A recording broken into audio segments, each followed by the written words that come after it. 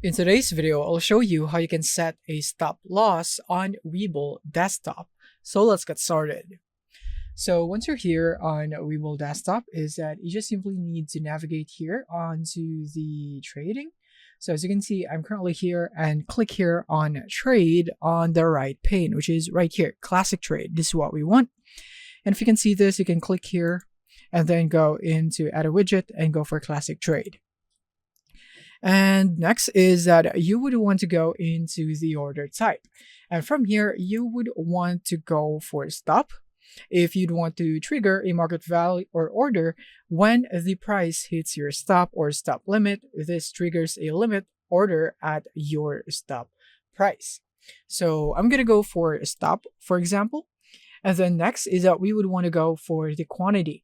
So in here, you can input the number of shares that you'd want. So let's say that I would want like 12 or actually 20 right there. And then next is that you would want to go for the stop price. So the price, this triggers the order. So in here, I'm just going to input 2.88 as my stop price. Hit enter. And next is that you could now go for the time and force. So as for this one, I'm just gonna go for day.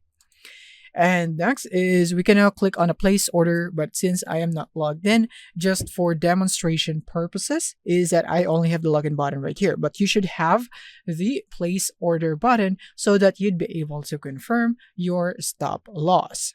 So yeah, this is basically it on how you'd be able to do this. Thank you for watching and see you in the next one.